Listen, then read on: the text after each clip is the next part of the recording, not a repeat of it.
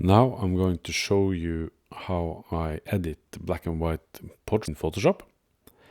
I'm going to do it by editing today's portrait from the 2018 portrait project that I have going on, where I'm aiming to become a better portrait photographer by shooting at least one portrait every day, the whole year.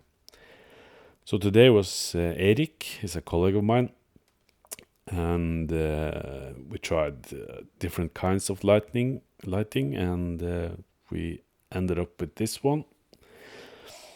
So what I normally do when I edit black and white pictures especially is I start by making a gradient from white to black, so I can have something to compare the brightness of skin tones and clothes and backgrounds against. Because if I edit on a very bright screen, like on the MacBook Pros, the new ones, they have very bright screens, so sometimes I edit pictures too dark, and I don't see that until I post it on the net or something. But by using this simple technique here, you can sort of calibrate regardless of the brightness on the monitor. So after doing that, I normally add an adjustment layer like this, where I add a curve adjustment layer.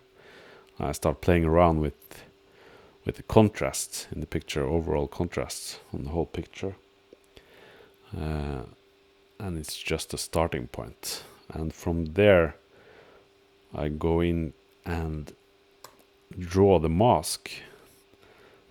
I draw on the mask, rather. Here we can see the mask is totally white, and if I start drawing here and there, I can sort of cancel out parts of the effect of the curve.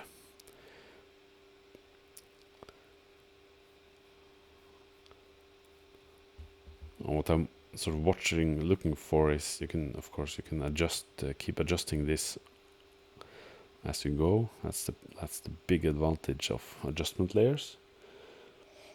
Let's make it quite dark. Let's just try something out first here. Quite dark like this, or high contrast.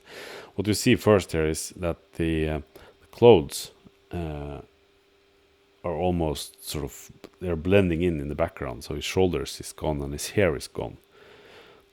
It's blended in. So what I do is sort of cancel out the curves that are closest to him. So we sort of get a little bit of shape going here, even in the dark spots. What I'm drawing with is a very, very weak brush, a big weak brush, 1400 pixels wide with 0% hardness and only 9% opacity. I'm drawing it on the mask like this, and you can cancel out the effect of the adjustment in question. In this case, the curve. Now, of course, I usually add more curves than just one, just to edit parts of the picture. Erik has very, very dark brown eyes, so the details are almost completely gone now with this curve going in there. I can see some of the detail if I remove the curves or disable the curves. So what I want to do is disable most of the effect from these curves, the first curve settings, or the first curve layer on his eyes like this.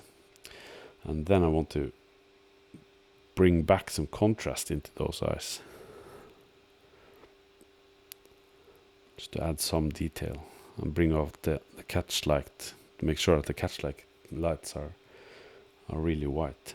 Now, of course, with this setting, I added a new curve adjustment layer, and it has a completely white mask. It means that the curve is effective on the entire picture. Now, if I invert the picture, the mask I mean, then I can start drawing it in again. The brush is very weak, so you can hardly see any changes, but if we do, oops.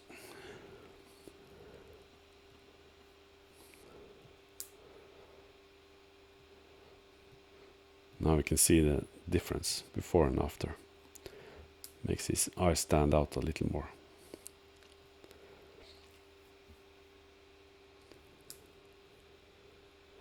Other things I often do is try to bring out the background details a little bit more if they're interesting. With the Noctilux lens, of course, most of the background is out of focus in a big way. So mostly it's just blobs of shape, but it could be nice to bring some of it into view again. Again, now I've made a curve that lifts the shadows a bit. I'm just drawing in a little bit more on the mask to make the background stand out. Now, a little too bright on the shoulders here again, so I'm sort of cancelling that out by drawing with black. And I think that's okay. We can have a look actually at the masks themselves. This is the last mask I drew for the back, to bring back the background. So in this white area, the effect of the curves layer is 100% when it's pure white, and it then transitions into 0% effect in the black parts. We can see the eyes, the mask layer for the eyes, which is just where his eyes are, and this is the initial curves layer that we made. So here's the original, here's the edit, and here's the calibration tool.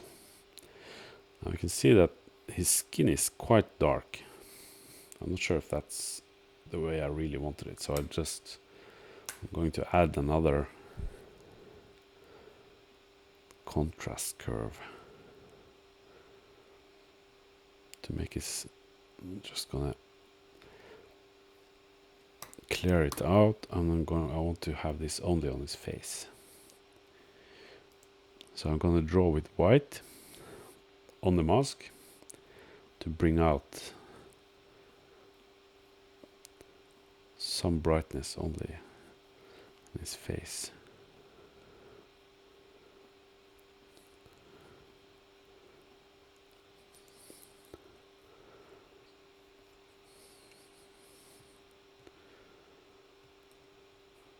Yeah, I think that's okay.